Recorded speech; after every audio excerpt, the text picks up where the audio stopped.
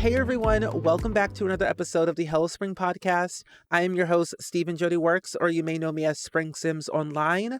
And today we are sitting down with yet another guest that you probably have heard from the previous season, from season 1, Asmara.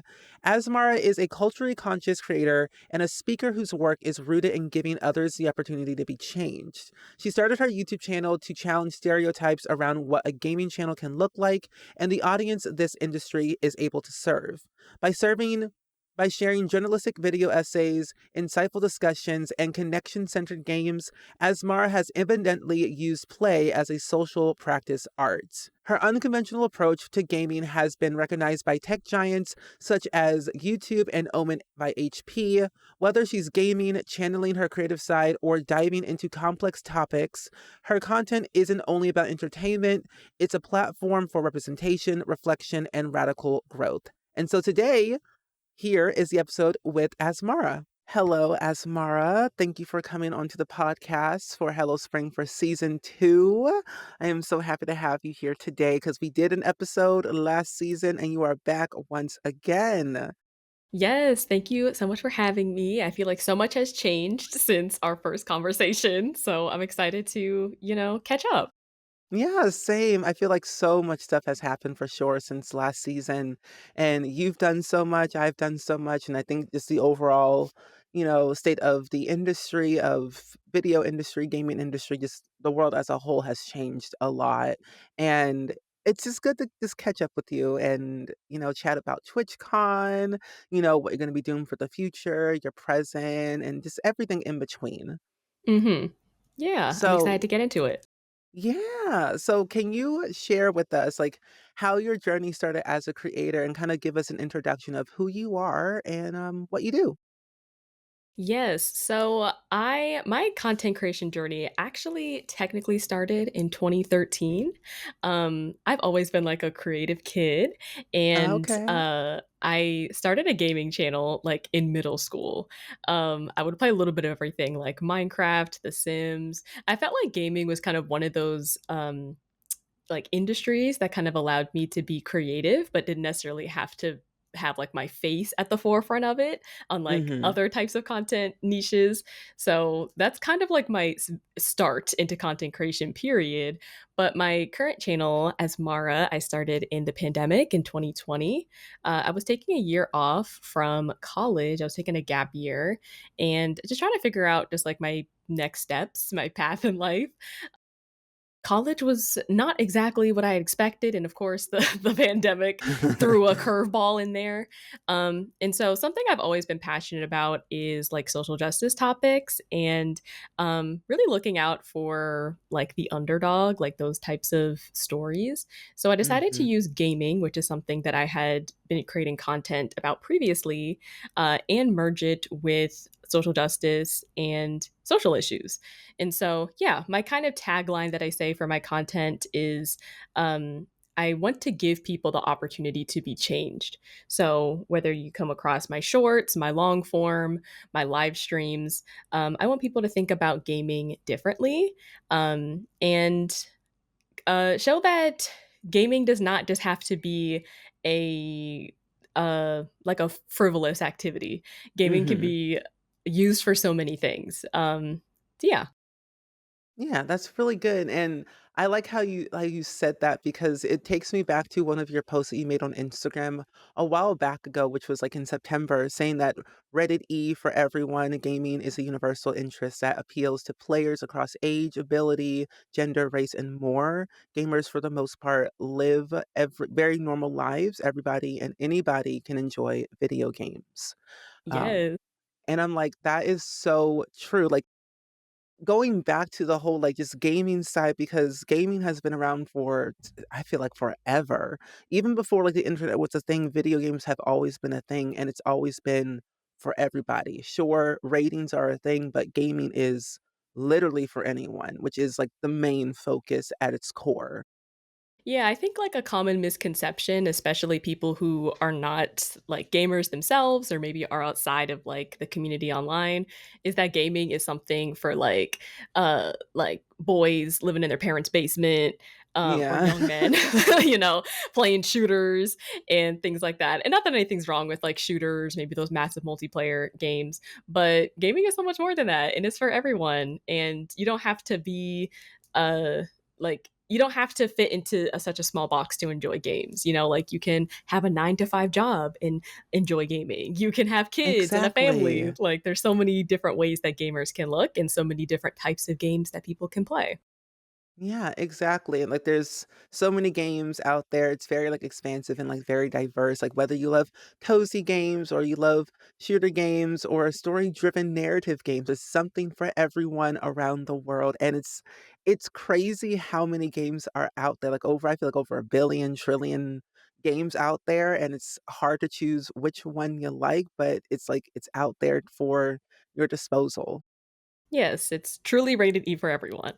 Literally, and like, going back, like you said, you made a YouTube video or a YouTube channel back in, like, middle school. I remember those days, and it man, I feel like back then we were all so, like, fearless and, like, we can do anything, and now, like, when we get older and go to college, it's like, "Oh, wait a minute. This is something different. I don't know about this. This feels odd." But then we kind of become more of ourselves as we get older, especially within our content, and when I, like, asked you to be on my podcast for season 1, I was so impressed, like, how knowledgeable you were at a very young age, and I'm like, "You are creative." Everyone's so creative, and the way you stylize your videos, not just for gaming, but for social justice, and really put your true authentic self into your content, especially, like, documentary style videos when you made for The Sims years ago, and what you're doing now, your content style has evolved so much more, like, what really led you into making those document style videos? Especially, like, I knew that you love filmmaking but, like, what really led you into that? Yeah, so a bit of context. In high school, I actually like part-time got to go to a trade school for film production. So Oh, that's kind of where I like started learning a lot of those skills. My thought at that time was particularly like going into like my goal was to gonna go into documentary film production. mm, And I use a lot of those skills that I developed then um, in my content as well. So I when I started my YouTube channel and decided to continue gaming, I wanted to do something that would like make me stand out from apart just from like the regular let's plays and things like that. And so yeah, I've always been interested in like social justice and digging beneath the surface. That's kind of I feel like where the documentary film production kind of comes in yeah. or that more journalistic side comes in. Um and so I decided to kind of like combine the two. At the time, I also discovered like video essays, which I feel like is kind of like I don't want to say like low scale as like in a derogatory way, but it's kind of like a low scale um documentary essentially. Mhm, Um mhm. People who do like video essay content. So yeah, it kind of just I feel like it's those three elements that kind of got me to that point. So my background in documentary film production, my interest in social justice, uh, discovering video essayists on YouTube, uh, and just wanting to make content that stood out in the gaming space that maybe people might not expect to see. Yeah, and I think honestly, everyone in 2020 was looking for something new, looking for something to watch or listen to or just really consume and binge. And I think video essays, video documentaries are like the way people kind of really got introduced to the nitty-gritty of a certain topic. And I find those very fascinating. Even like till this day, like I've been watching videos like that, and some are like 3, 4 hours long of a particular topic or a show. I'm like, "Whoa, whoa, whoa, what is going on over here?" Yes, people But do deep dives on like literally everything. literally, like, a single episode, like, I didn't think about all of this. Like, recently, I had watched a video about about Gossip Girl, and I'm like, huh? And then someone on another deep dive of How to Get Away with Murder, and I'm like, what do you mean? So it is definitely a lot, but very, very enjoyable how people can really create and craft videos and essays and turn it into like a video. Mhm. Yeah, people are definitely like I feel like video essays will get you interested in something you may not even thought you were interested in the first place. So true. Like, I would say, like, there's so many inspirations and so many people out there that create, but who is your true inspiration to do, like, filmmaking? Um, I don't think it's necessarily like one person, Right.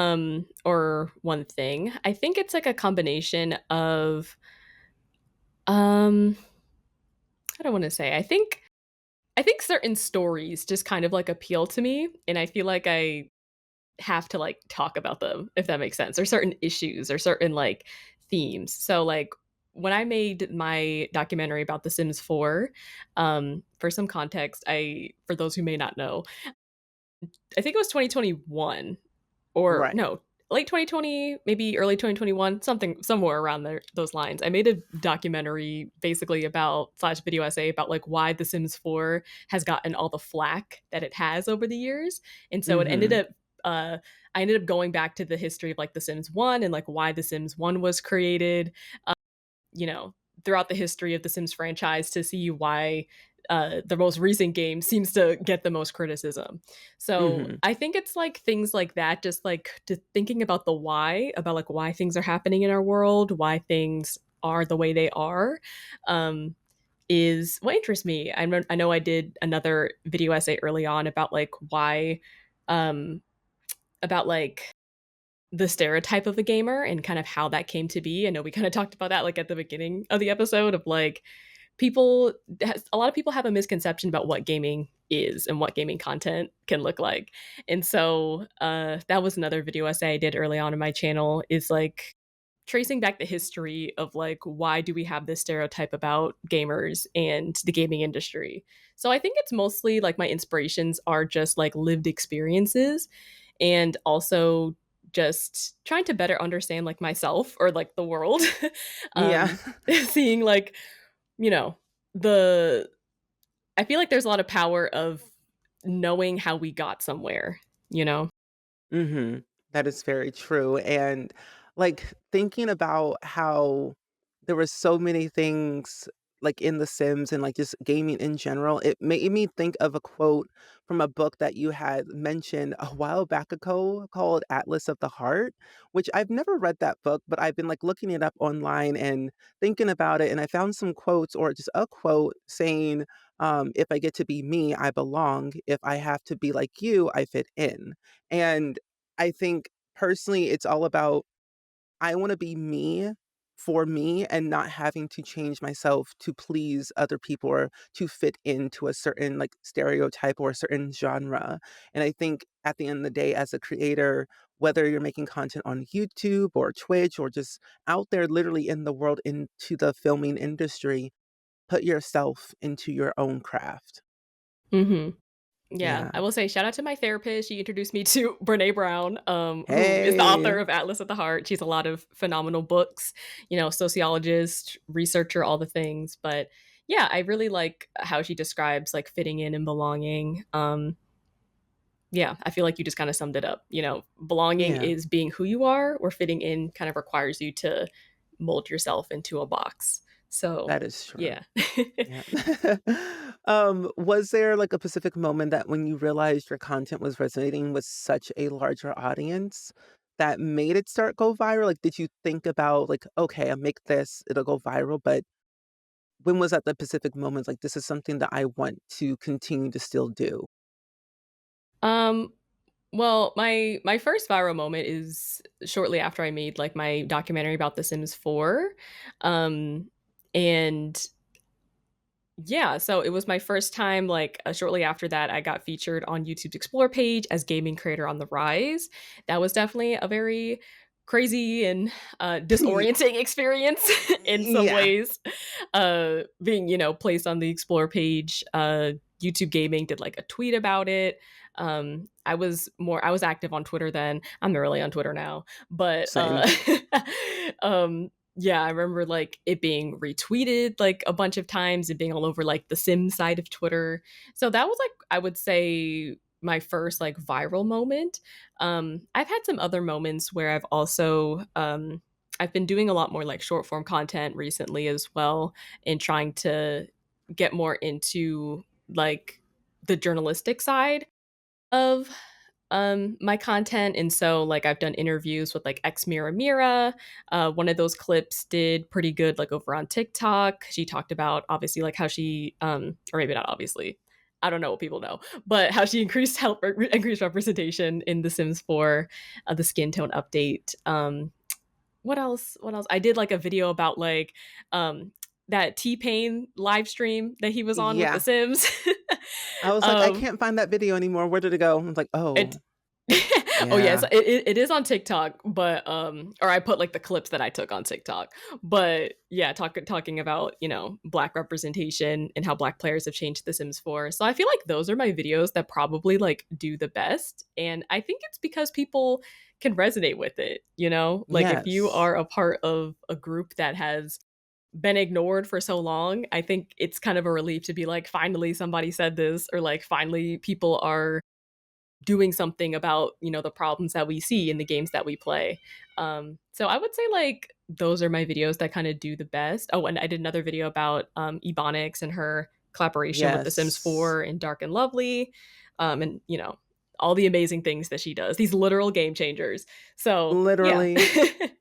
I I don't know if they answered the question, but yeah. No, it definitely did. No, I feel like it's so important because it's like you said, it's like you said, somebody finally said it, and I feel as with representation in gaming in general, it's super important, very, very important. It needs to be added into, video games, into social media, film, television, everywhere, because at the end of the day, we are doing this like our everyday real lives. We want to be able to see ourselves on the big screen or in a video game and truly authentically create our life, if that makes sense. Because with The Sims, it's been around for 25 years, and we are now finally getting some real representation, like more representation into like The Sims 4. I think at its core, like The Sims 4 is like a sandbox game, is how I've always described it to me in my head.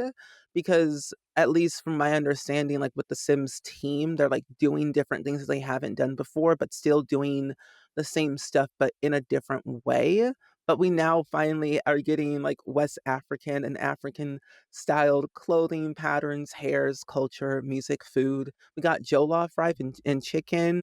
I mean, Hmm. we're getting so many good things now, but it should have been a long time ago. And Hmm. I think it all boils down to like, who do we have to talk to get those things started? Where can we put into the conversation? Where can we get into the room to make these decisions with them? Hmm. And it kind of Yeah. goes back to like what we were saying about Atlas at the Heart in that book earlier, and the quote about like Mhm. belonging. I think what a lot of people miss about representation is that it's not just about like checking off boxes, but it's about making people feel included. Like when you Exactly. think of people, from the jump, it should not be an afterthought. But when No. you think of diverse communities and are creating for diverse communities, you actually like are expanding your reach. But not only that, like you're making your players in this case, and they're talking about video games, feel like they are a part of the game that you are creating, and they don't have to go out of their way to modify your game to make it applicable to them. So yeah, I feel like representation ultimately is just about belonging, and that's just like Yeah. a basic human need. No, I agree, I agree. And, like, what would you say is, like, your or, like, what does accurate representation in video game culture, like, means to you? I guess we already answered that question, but, like, I wanted to kind of expand on to that. Yeah, I would say accurate representation means, how would I say, I think it just means like to not be an afterthought. Like kind of like I was saying before, like accurate representation means telling stories that are authentic to different communities. I think ultimately it just means to be included in understanding that there is not a default human, essentially. I think honestly that's like what it comes down to. Like white cisgender, straight Yeah, stories are not the default. There is room for right. everyone in the games that you play. There we go. That's what I needed to say. That is very, very true. I I agree. Like, we had to take a moment, think about it, like, yep, that is very true. I agree. And was there like a specific game or like moment in gaming that like you really felt seen? Because for me, it was The Sims, and that's all I kind of really knew where I felt seen. Um, like for me, like just like skin tone wise and like just clothing and hair, like in the very beginning, it was very just standard with like only 3 skin tones in The Yeah, it was Sims 1. disastrous. Yeah. It it was some it was a time that we lived, and I don't go back to that much anymore. Gameplay-wise, scary. Creating the sim, not as fun. But I think over time, with like Sims 2, it got really better, and then I expanded my range into other video games, and I was like, there's so many worlds out there that I could explore, and then I really got into like the nitty-gritty of like story-driven narrative games, and I mean, I don't really I feel like I would consider GTA San Andreas a story narrative game. I mean, there's Mhm. no character creation, but, like, it's a story, and I felt like it was, like, a really cool way to storytell in a different way, but also have a character that somewhat looked like me, but I could also, like, play through and do whatever I wanted. I was very Mhm. bad at that game. Didn't follow any rules, but, Listen, it games you definitely can was a play moment. however you want. Exactly. But was it like a specific game or, like, moment that you, remember that you felt like you were seen? Honestly, I feel like the first time I was seen would probably be in, like, content creators in the way that they make content. Mm, Because even, like, going back to, like, the earlier days of, like, The Sims, that were not always necessarily the most, inclusive when it comes to, like, Black culture or skin tones or hair, things like yes. that. I think the way that people play their games make me feel included. I know around the pandemic, I discovered Kia. Highly Yes. recommend. I love Kia. But just the way that she played her game and just, I feel like the way that Black Simmers do things is just or just Black players in general, Black players just have, like, a little extra, like, something We to the got a way that little they play extra their game. spice. Seasoning. We Whether it's, like, do. the pop culture references that we make that are, refer to, like, parts of Black culture or, uh, just the way that they do their commentary, I think is probably, like, the main way I feel like I feel included in the gaming industry. Of course, it's still important to for on the game dev side to actually make Black characters and meaningfully engage with the culture, not cast us as like stereotypes or like to check off boxes. But I do think the way that the community has come together is really impactful. And that's even why there's things like DreamCon or like that are very centric not only on like nerdy culture, but like the Black experience as well. I feel like Yeah. spaces like that are important as well. Um, yeah. Like even that Megan the Stallion, speaking of DreamCon, that Megan the Stallion live Oh stream, my how she god. I know She you were there in is person, she is but so funny. yes, even watching the stream, like she was just being herself, uh I feel like just the way that like Black people play The Sims or just play games in general, just like it's just a little bit different. It is. I always say, like, we are cozy, but we can be chaotic, but we have a little sense of a little pizzazz, a little spice seasoning to how we really play our games. And it really shows. And it's like, this is like being our true authentic selves. Like you said, Megan Thee Stallion, we got Quinn Blackwell, we got Ebunks, we got X Me Amir, we got you, we got me, Nar. Like, there's so many creators out there that really all have different ways of playing video games or just the way they kind of uphold themselves online, and it's we out here being good, great, and fantastic. So, Yes. Blessed, black, and highly favored, I like to say. yes, preach. Um, but I think also another thing is that with like representation, like the industry and everything, like with creators as a whole, we all come from different backgrounds. And how do you think creators like yourself can like help push the industry forward in representation? Um, I think it first starts with being cognizant that that's something that you want to do.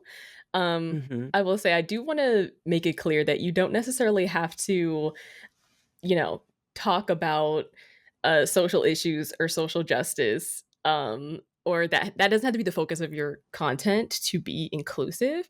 I think it really just comes down to like wanting to do that, or understanding that it's important. You don't have to talk about topics if you are not educated to talk about them. Right. Or but whether it's like playing with diverse characters, or if you're doing a collaboration, like making sure that there are like all the people you're collaborating with isn't just people that look like you. Making sure that you have like a diverse um group of people that you're featuring on your channel. Yeah, I think those are just a couple examples, but I think it really just comes down to being intentional and understanding that when you include more people in your content, you actually reach like a wider audience. But not that you should only do something because it's going to benefit you, but I think it really just comes down to like being intentional in wanting uh, to yeah, just be inclusive from the start. Yes. I agree.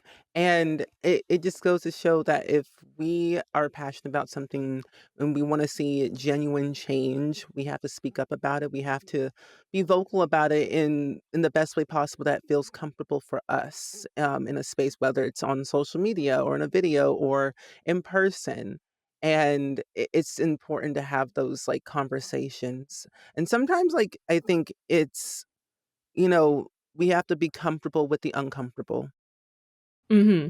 from what I've heard and what I've been told, and I think I also try to put myself into a situation where, like, if I'm uncomfortable with something, I have to speak up about it, and or if, like, if it's something that I truly believe in, I speak up about it in the best way possible I possibly can and try and be knowledgeable as much as I can to authentically speak about it online, especially with, like, Twitch and YouTube and things being clipped out of context most of the time, but I think it's important at the end of the day, and I think we're seeing genuine change, at least in my eyes, I think we are, with the gaming industry, even though it kind of is in shambles at the moment.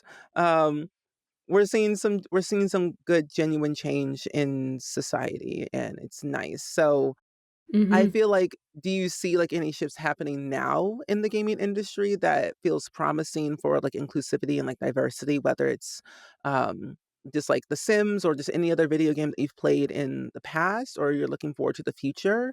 Because I know that you played a game called Life is Strange, and I know you are a big Life is Strange fan, even The Yes. Walking Dead, but have you seen, like, any shifts happening now? Yeah, I definitely think even though there's always room for improvement, Mhm. where the gaming industry is now is definitely not where it used to be.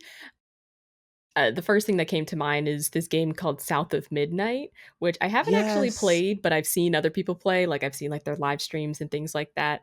But I know like the game takes place in the South, I believe, and I believe it pulls influence from, I don't want to say if it's wrong, but it's either like Gullah Geechee culture or like some sort of Southern culture. I'm pretty sure. I might be wrong, but Mhm. the point is, the I remember seeing especially like black players be really excited about like seeing um a culture that they could resonate with reflected, or even like the hairstyles, the connection that the protagonist had with like her family and like the ancestors, or yeah, like accents, things like that. Like those little details definitely make a huge difference. And even if we're talking about games like Life is Strange, the first Life is Strange game literally had like no people of color as the Nope. majority of like the main cast, whereas the most recent Life is Strange, which I do have some critiques over, but Mhm, storytelling wise, mhm. but the diversity wise we had it was a melting pot. So things like that we can see have definitely shifted over the years. Um to be more inclusive. So yes, although it is we are not like perfect and there's still there needs to be change from like a ground up level, from the development side all the way to like, marketing and content creators. Um there definitely has been improvements. Hmm. I agree.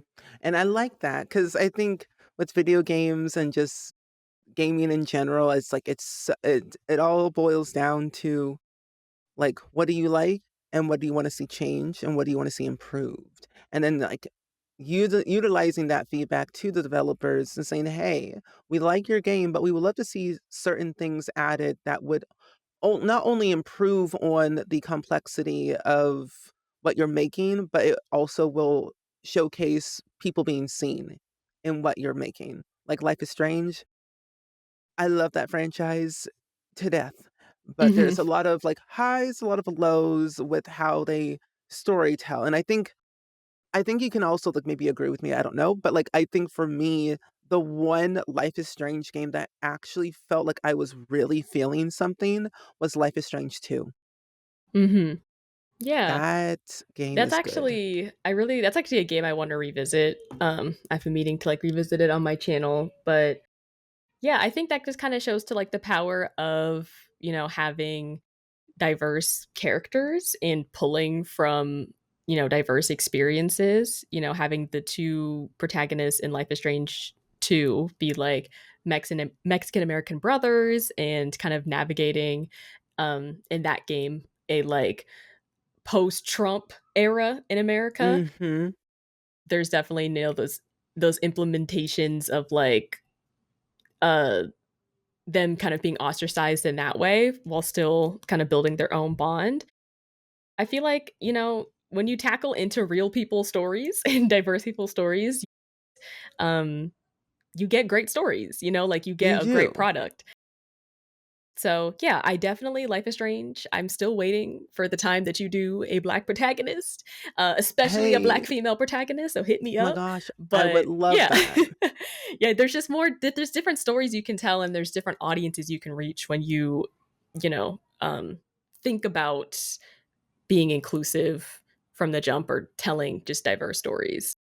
Yes, and I agree with that on 100%, which makes me wanna go shift into the next question, and, like, with The Sims recently adding in West African culture, like, literally last week, 2 weeks ago, they're adding in West African culture, which makes me think, "Okay, what is the next step to include more of that? Is it an expansion pack? Is it in, more base game updates? Is it adding in more recipes, more story-driven things, bringing people into the room to make those things?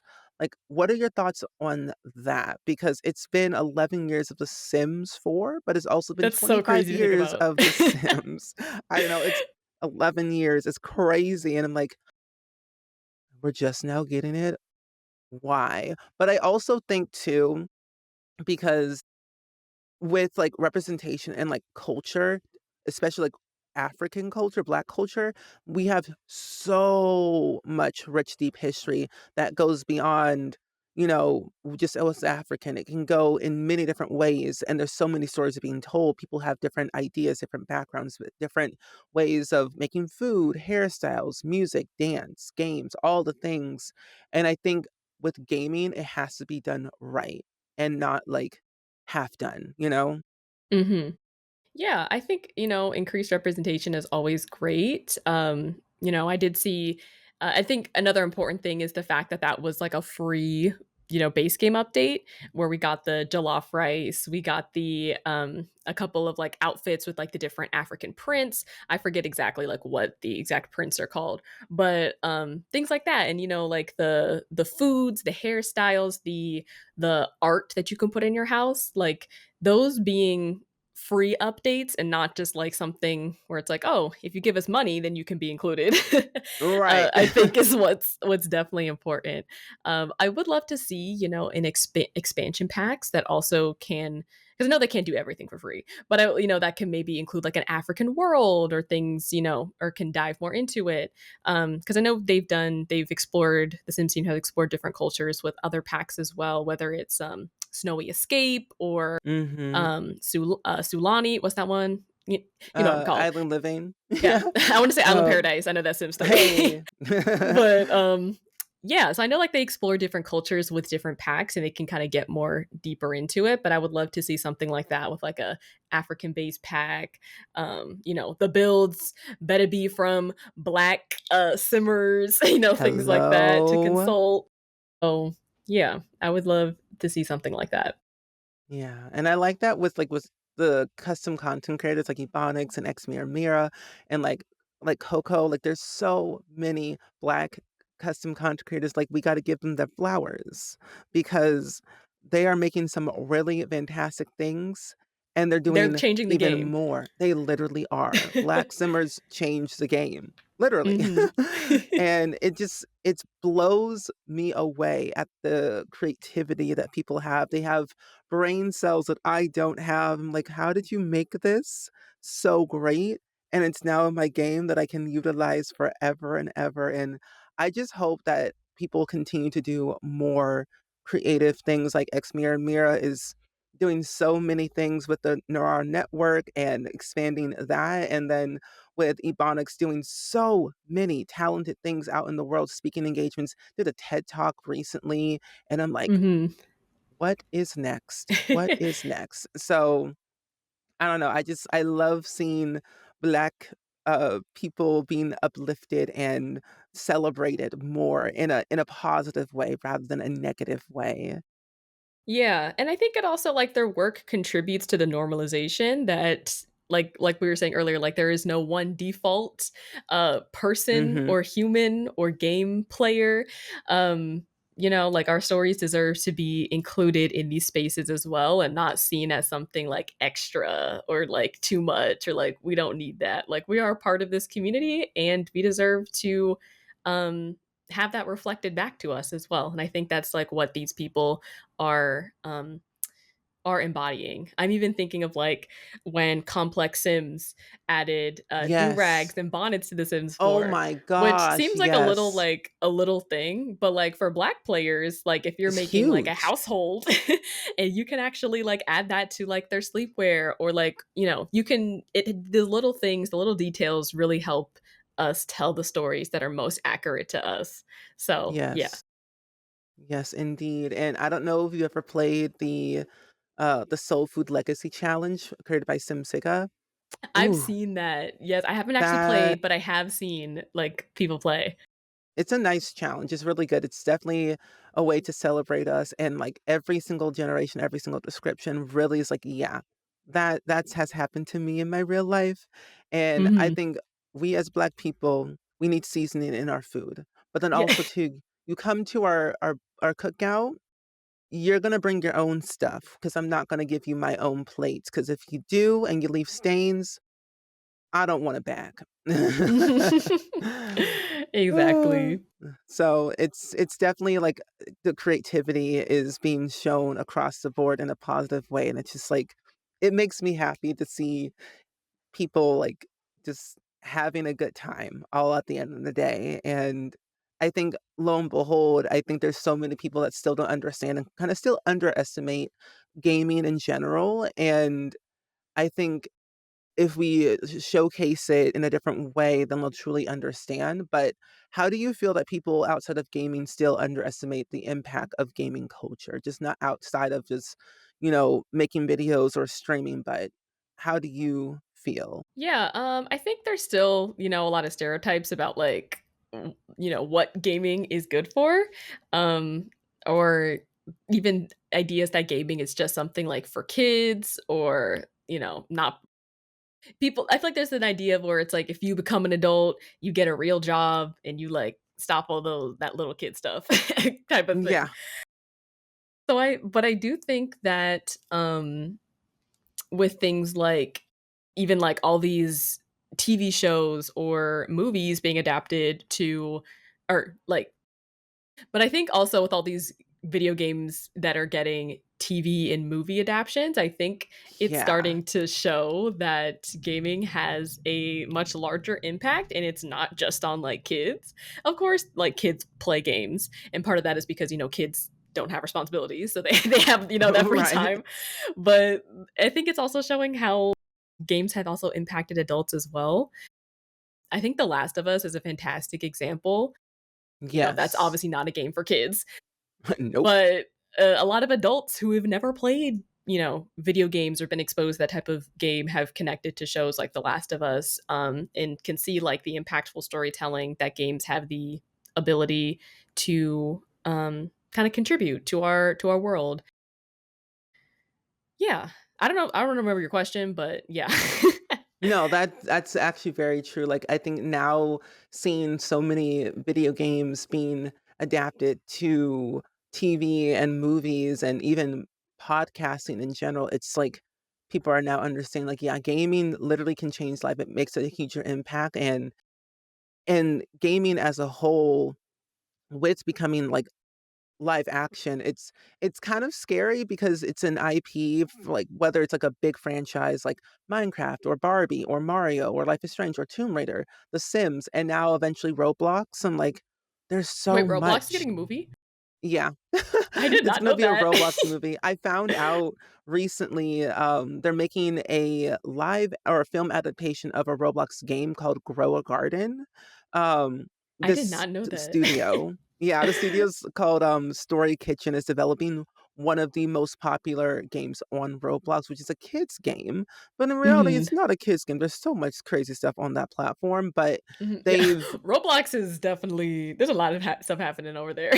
yeah, it's a little bit crazy, but they've spearheaded a lot of adaptations like Tomb Raider. They're gonna like Life is Strange. They've done like Just Cause and like 90 classic like Streets of Rage. So they've done a lot of different things over like the past couple of years, and they're thinking of doing something for Roblox. But I'm very curious to see how that's going to be because with Life is Strange. We've heard that happening years and years and years, and now it's becoming a thing with Amazon MGM, and then the whole Tomb Raider thing happening with different ways they've done that with Anna Jolie, and then that one other person that I can't remember from that film, and then even, like, still doing, like, Minecraft. They're making a second film for Minecraft coming in a couple of years. Barbie. I think with Minecraft and Barbie and Mario, and even Sonic, in my head, are, like, the biggest, like, IPs in the world. I think so, and them being transformed into, like, live action is, like, huge. Barbie has been around for hundreds of years, I would say. Minecraft has been around for, a couple decades, but it's so beloved, and, like, what do you think about these gaming IPs being turned into live action? Do you think it's, like I feel like it's helping, but do you think it's hurting said IP? Because, like, creative control and other things like that. Yeah, I do think that I don't think like these adaptations are meant to replace the game. I do feel like they are um just trying to take like a concept that a lot of people love and evolve it, maybe, have it reach like a wider audience, bringing it to like traditional entertainment. I know different people have, different opinions about like everything don't need a movie, and I get where that's where they're True. coming from. But yeah, I think I'm kind of like a lax person when it comes to these adaptations. Like I just kind of enjoy them for what they are. And I think it's cool to see that these things that maybe once were considered niche actually have a much larger impact than people are maybe giving them credit for, and can Mhm. actually resonate with more people than maybe we as a society think. So yeah, honestly, I really don't have. I get excited to see the movie adaptations. Like I'm excited to see the Five Nights at Freddy's Oh, FNAF movie. The yes. second one's coming out in December. So uh yeah, like they may not be like, the best pieces of art ever made, but I do think it's really cool to see how like video games or these IPs can kind of bring people together in new ways. So obviously I can't really speak too much to like the, you know the legal aspect of it and like the creative control and like whether or not they include the Mhm. developers in the process. But I think, if the studios are tackling these projects with care, I don't see it as a problem necessarily. Yeah. I feel like I don't see it as a problem either. There are some like, okay, I'll give it a chance. And I'm like, oh, I really like this. Like the Barbie movie, love that. So many great moments, so many great quotes, so many life-changing moments that I didn't realize that I needed to hear. And then like with Minecraft, and then with like The Sims becoming a thing, and then Mario and Life is Strange. It's I like when they're able to tap into authentic casting and really trying to make something creative. Like, for example, with the Barbie movie, Barbie can literally be anything you want, however you Hmm. want, wherever you want. And I like seeing that representation across the board where they have so many people from different like Barbie from different backgrounds, Ken from different backgrounds, and it's not just that one stereotype. And I love that. I love seeing growth, I love seeing change, and then with, like, The Sims, I don't know about that. I'm scared but excited because like, it's an open-ended thing, and, like, you can do whatever you want, however you want, and tell whatever story you want. So, I'm like, I'm curious about what that's gonna be like for the future of, the movie and how that's gonna, like, look at in the end. Yeah. I also think that another interesting thing about, adapting video games to mainstream media is also, I think, this idea of uh being able to kind of connect with your inner child in a way or like experience play. I actually did an essay on that earlier this year about nostalgia and why play isn't only for kids. And I think another thing, with these IPs like Mario, Barbie, Minecraft, like using things that are kind of like nostalgic or maybe we sometimes might assume are like kid like, I think also can provide a lot of commentary that's meaningful to adults as well. Um, and yeah, and how we kind of see our own fulfillment or our own like need for play in our lives. So yeah. Yeah. That's nice. That's good. Well, I think it definitely depends on like the project itself. Just, you know, speaking just personally, I definitely would make like inclusive storytelling a priority. Mhm. So like something that, okay, let me think how I want to say this, but like for example, Life is Strange is being adapted into a TV show. um and I obviously know that there's some things that, once you adapt a story from a game to a show, like there's some things that have to change, so it may not be like, a perfect one-to-one comparison, but there's things like the casting. Like the first Life is Strange had like no people of color in like the primary cast. That's something that I would change as a that's like a executive decision I would make if I was in that room, is to like diversify the cast and also show how these Mhm. stories can be applicable to, a wide range of people, or viewers. I think there's like things like that I would change. I think it definitely depends on like the project, but I think I would also, again, depending on the project, would also want to show how these games are also applicable to an adult audience as well.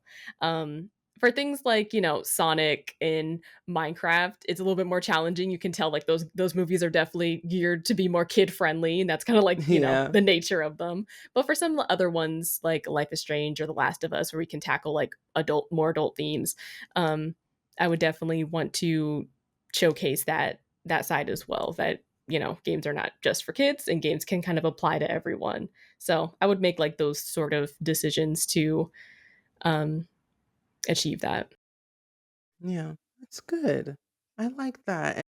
To transition into all of that, there's been so many things you've done in the past year. I feel like in 2025, you've done so much. You've gone to so many different conventions, met new creators, or Hmm. added into new spaces. Like you went to I've been flued out. CultureCon. Literally, you went to CultureCon, you went to TwitchCon, you've been to VidCon. You've done so many I've been to creative Africa with things. YouTube Yeah, Black. literally Africa. Like It's insane that you've done so much and you've learned so much. Like, what would you say is one of the, I guess, like, give me like a few highlights of those experiences that you've had when you were able to be flown out to Africa and go to like CultureCon and VidCon and TwitchCon now. And what are some highlights? I think I think some of my favorite experiences of the different spaces I've been able to be in is really just like the personal connections, I think. Mm-hmm. I've been able to make. Yeah, I've been able to do some really cool things. In 2023, I also hosted a panel at the first VidCon Baltimore about using social media for like positive social change. So I think like those types of experiences allow me to kind of connect with my mission in more of like a tangible way. Um, that I really appreciate. And I will say, um, I'm also a big proponent of like two things can be true at the same time.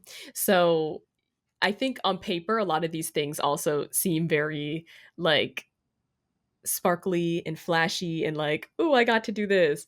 But I will say there are things that are also not so great about being in these different spaces as well. Like not everybody you meet is necessarily the most kind and warm and friendly.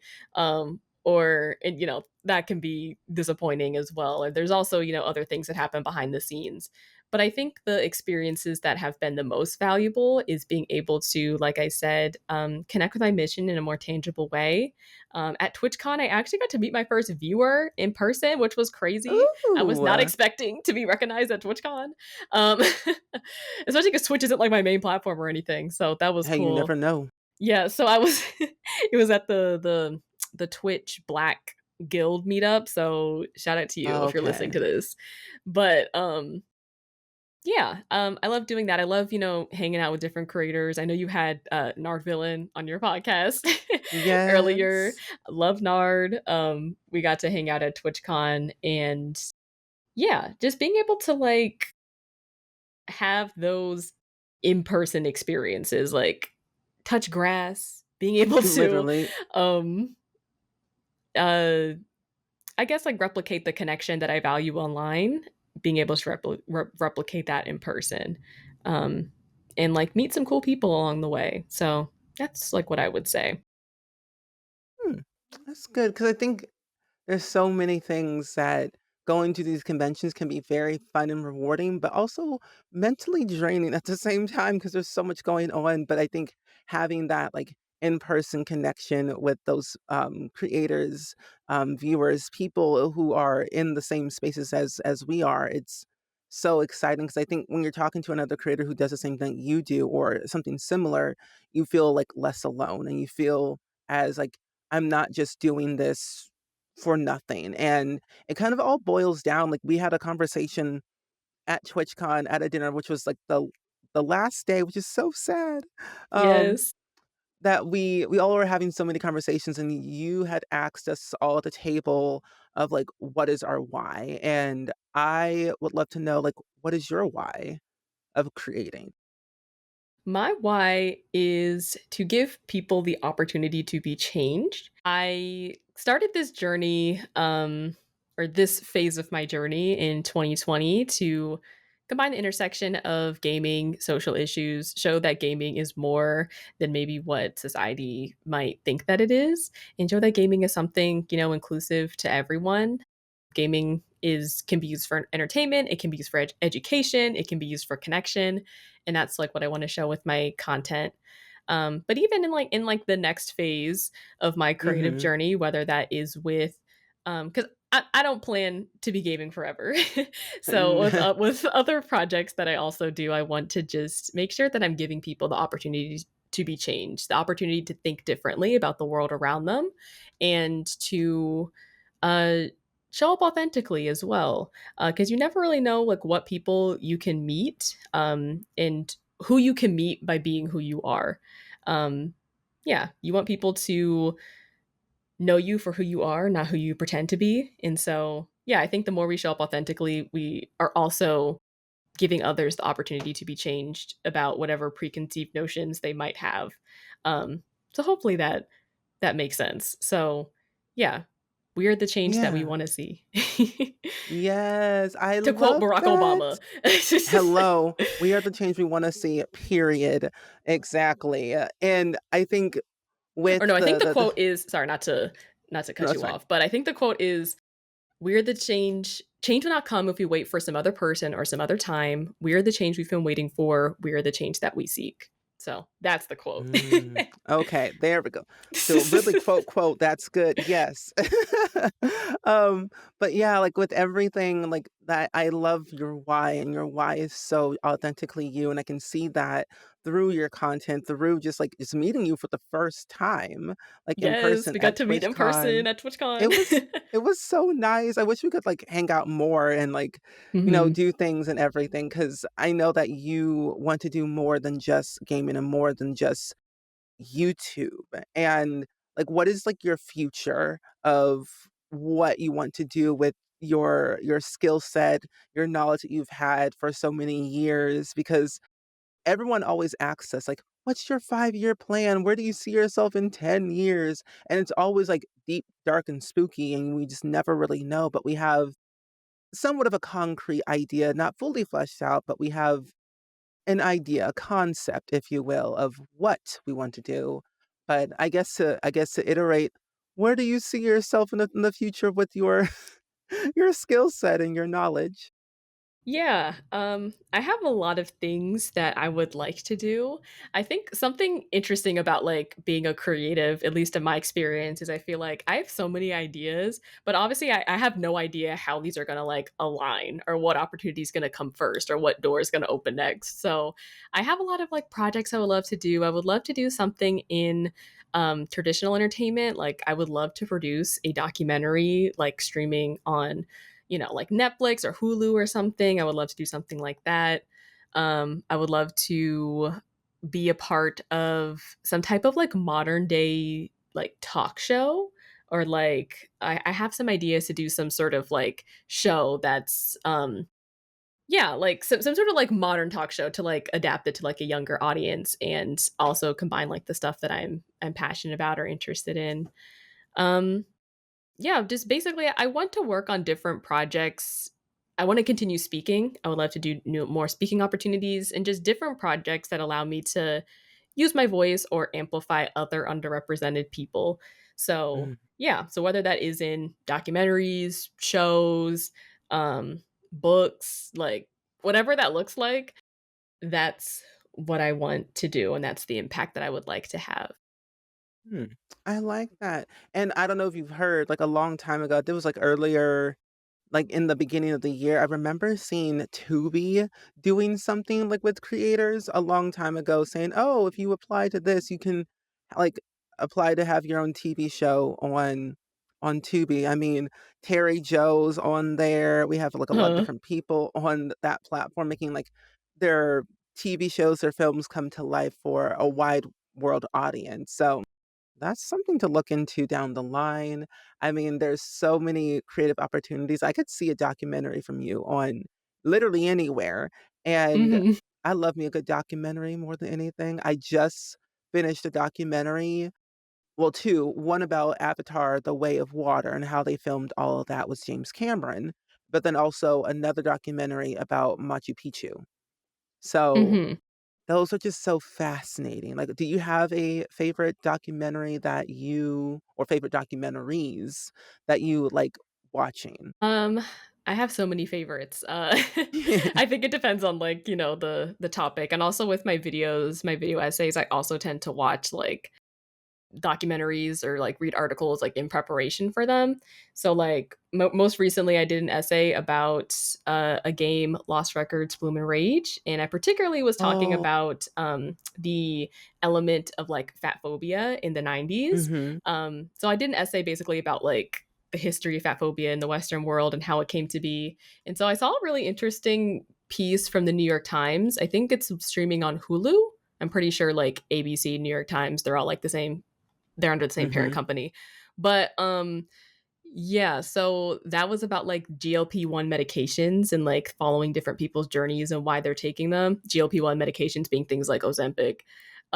So I think it's interesting to like, go past the curtains and see things that we talk about a lot in society, but people may not actually have more meaningful interactions beyond like headlines we see. So I like watching things like that. I'm really big into documentaries about Black identity and things like that. So some of my favorites are like Hair Tales, which is streaming on Hulu, hosted by Tracy Ellis Ross. Oh my gosh, Um, wait. Yes. yeah. Yes, there's also a fantastic Black Twitter documentary on Hulu as well, which I think is even more relevant, especially with all that has happened with Twitter, Mm-hmm. and yeah, the chaos with that. So yeah, and just I feel like it's a great depiction of like Black creativity and how it transcends to like the digital world. Um, I love the 1619 Project, which is a great look about Black history and its continued effect on the United States, like the continued ramifications of the transatlantic slave trade. Um, yeah, so those are like some of my favorites. I know I try to give like different examples. I watch a lot of stuff about like Black identity politics and things like that, but also I like hearing about different experiences and being able to um, learn about different people. So yeah. That that is mind blowing.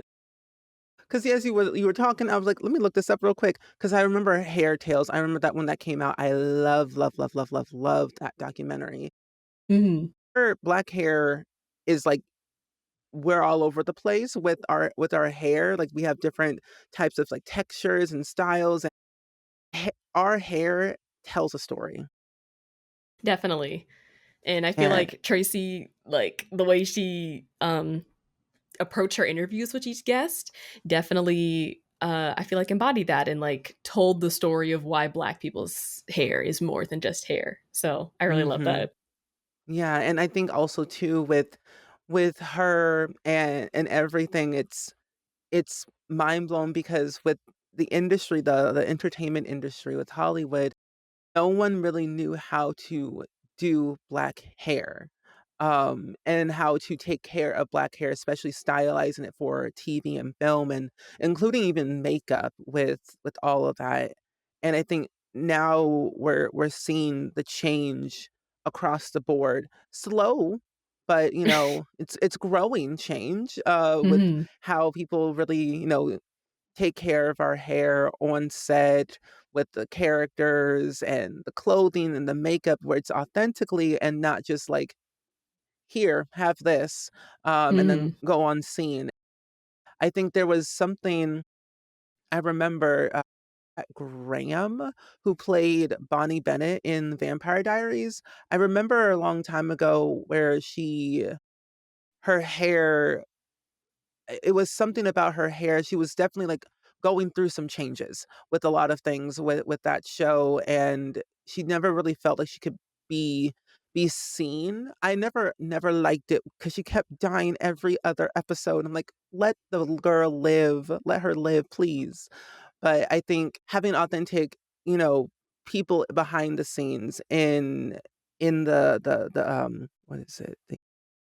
Yeah, Like the having production people team, hair, yeah, the makeup. production yeah, hair and makeup production team, so we can have our people in the room saying, "Hey, I need help with X and Y or Z thing. Can you help me with this?" And, like, they can truly authentically help with that. Slow Yeah. but growing change is happening, and I love seeing change. Yeah, it kind of boils down to like belonging, like Yeah. when you hire inclusively, it actually like helps everyone, like there's not, straight hair is not the default if you are becoming a No. cosmetologist or only knowing how to do makeup on lighter complexions. That is not the default because everybody you work with is not going to be of a fairer complexion. So it just kind of comes down Exactly. to like, again, thinking about everybody from the jump. Mhm.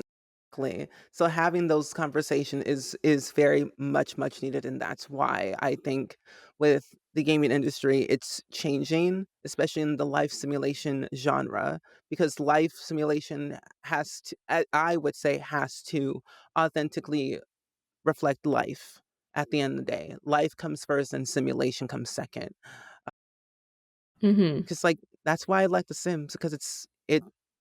has some problems, a lot of problems, but it definitely really makes it fun to play it and create. Like with X Mira Mira, I am so eternally and forever grateful. Like she made the melanin skin pack for Black creators because she didn't wasn't able to see herself within the game, so she made something that wasn't there, and now is Mhm. available for everyone, whether it's custom content or in the game, Yeah. and I I think think that's, that's like, the just most so important part nice. is the fact that, like, her impact made it actually in the game, you know? Yeah. Like, that's why I feel like it just gets better and better when you work with people outside of the company, you know? Mhm. Because then we are able to be into the rooms. Like, I think with Mira and Ebonics and with, Complex, it's like those things are in the game forever, for everyone. I because we everyone says The Sims 4 is whack in a lot of different ways, which is I can see why, but I think there's also it makes me happy. I think at the end of the day for me, I always want The Sims to succeed in any way, um, because The Sims gave me a sense of being seen in a way of through gameplay, through hair, through clothing, through anything, and when they're able to add more into the base game core, then I feel like everyone wins to me. Yeah. Yeah, and that also So, boils down to, like, who is, on the development team, who is coming up with the hair, the concept arts, like, making sure right. that we're covering different hair textures and things like that for packs or for base game updates or things like that. Like, um that sort of inclusive hiring makes a tremendous difference It as well as definitely working with the does. community. Yes, yes, it does, and I think, like, like, The Sims and, like, The Walking Dead and even, like, South of Midnight, and there was, like, a few other games out there that I can't really remember at the top of my head, but I love seeing Black characters just have a sense of growth, and, like, Lee Everett, Lee, my Lee, Yes, that was rough, but America's I father. literally. I think seeing that bond between Lee and Clementine, they weren't related, but that bond felt like a father-daughter relationship that carried us all throughout the iterations of The Walking Dead from the beginning to the very end, and seeing the growth and confidence in Clem from being a little girl to a now a grown woman or I guess teenager or what how old she was. It's I think that was just, like, so nice, and then AJ comes into the picture and Mhm. oh my gosh. I could talk about The Walking Dead all day, every day because that game is awesome, and then, of course, with the show, 2 separate things, but same concept, of course, but I don't know. It's Yeah. just The Walking Dead is definitely it is a classic in video game history. it So, is. I need to play it on my channel. I've been wanting to play it, but yeah, it's definitely a very special story. You should. It's a good game to, like, replay over and over. I'm trying to get 100% in all the games. I'm missing 1, which is the final season, and that's about it. But Mhm. yeah, I don't know. It's just a great game to always play. Yes, definitely hits you in the feels. Yes. So are there, to kind of go back to our question about, like, filmmaking and creators, are there any creators or, like, filmmakers that you would love to collaborate with on, like, a larger scale project, whether it's on YouTube or, manifesting for the big screen, Oscar winning, yes, Yes, speak that into existence. Um yes. I definitely would like to do more collaborations. I'm not sure if I have like a specific person that like I would die to collaborate with this person, but I think it really just comes down to like, having like aligned values. So, cuz Mm, there could be people that like I don't know about, they may not be like have be like a big name in Hollywood for instance or a big name like on in content creation, but if our values are aligned and I feel like our skills are aligned and we can create something meaningful and impactful whether it's a media project or if it's like um an event or something like that.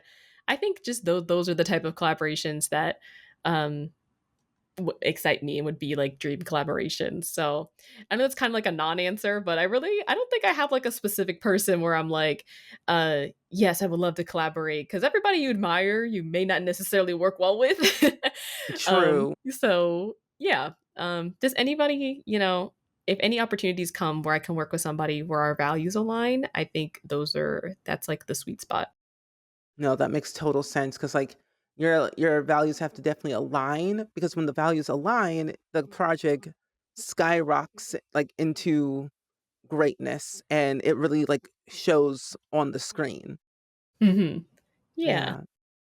So that's really, really cool. And also, before we get into our little special segment, there's something about TwitchCon, because this was your first ever TwitchCon that you had.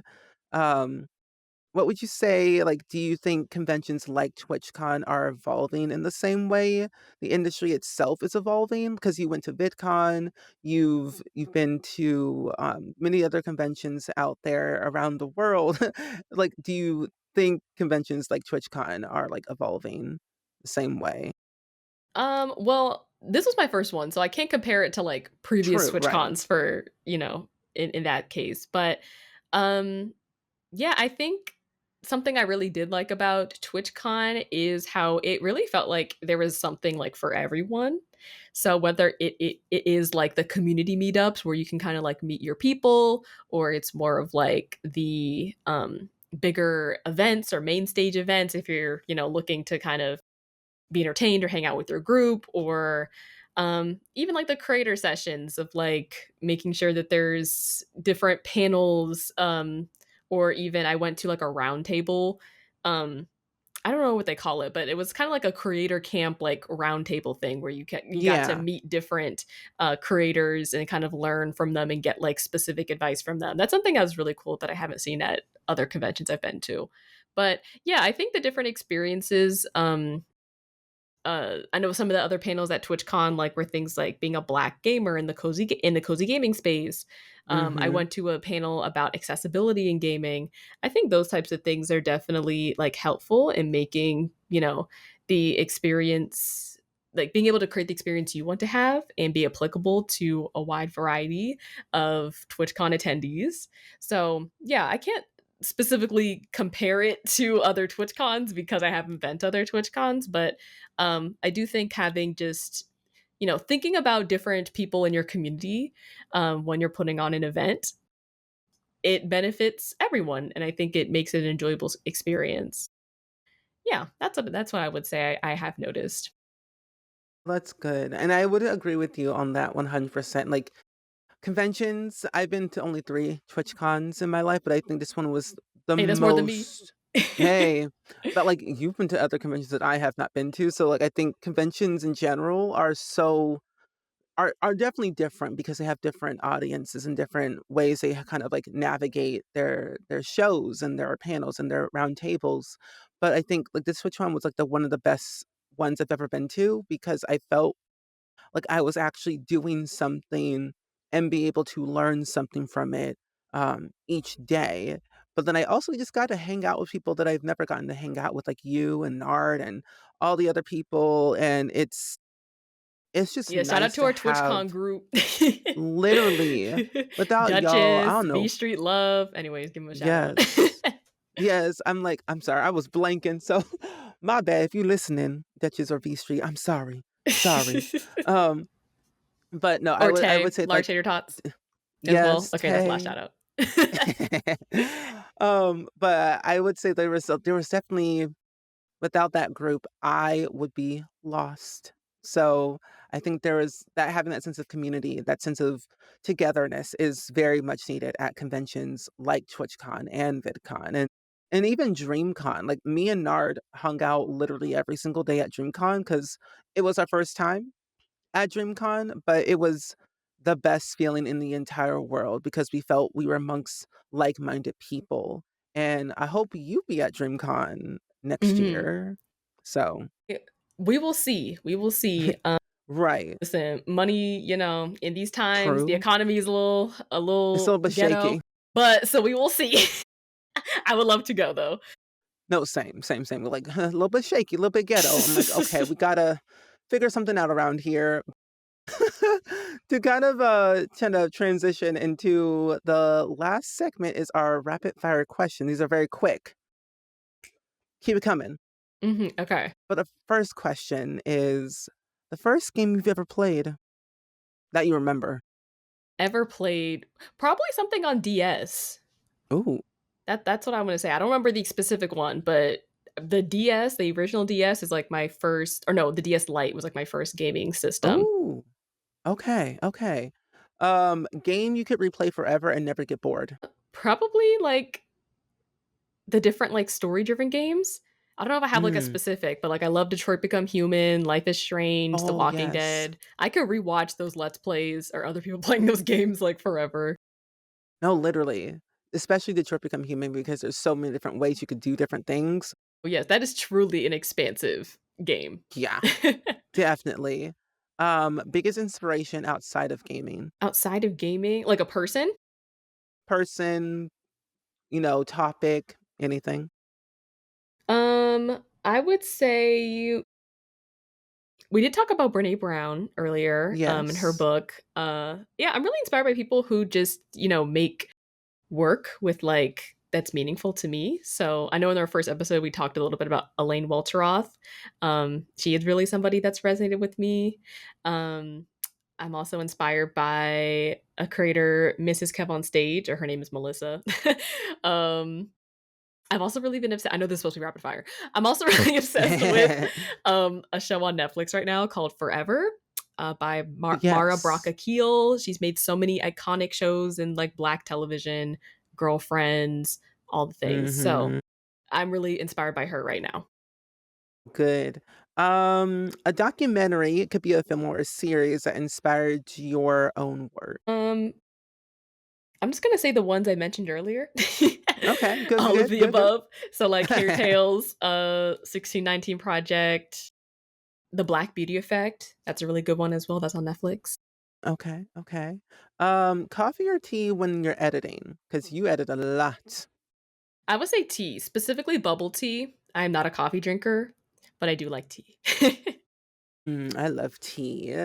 And last rapid fire question. A game that you think deserves more attention for its storytelling. I don't know if I have like a underrated one. We talked about Detroit, but I feel like that one's True. like that's a AAA game. Right. I don't know if there's Oh, actually, I do have a good one. I have viewer recommended this game to me called Last Stop. It is Last stop. very entertaining. I definitely recommend people check it out. I don't know if it's like an indie game or like who the people are behind it, but I was hooked from beginning to end. So check out that game, Last Stop. Ooh. Last stop. Wait, that sounds exciting. Wait, okay, I just found it. It's a single player third person adventure set in the present day of London, where you play as three separate characters whose world collide in the midst of supernatural crisis. It came out in 2021, similar to games that I played Detroit Become Human and Fallout 4.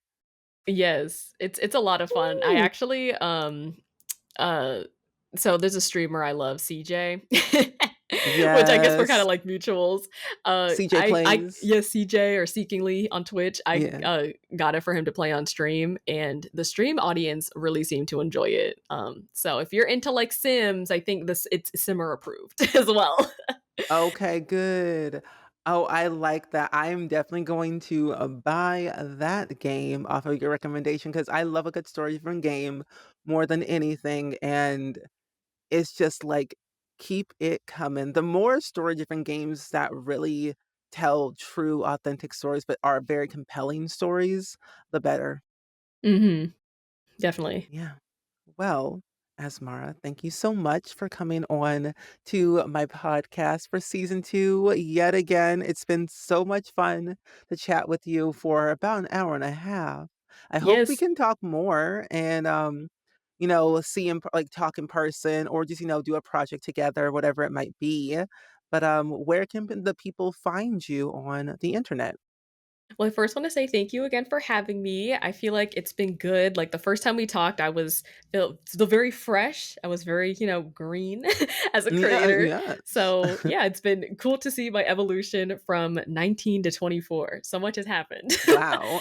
So yeah, but the folks can find me. I'm mostly on Instagram. That's like but I also put my short form stuff on TikTok as well.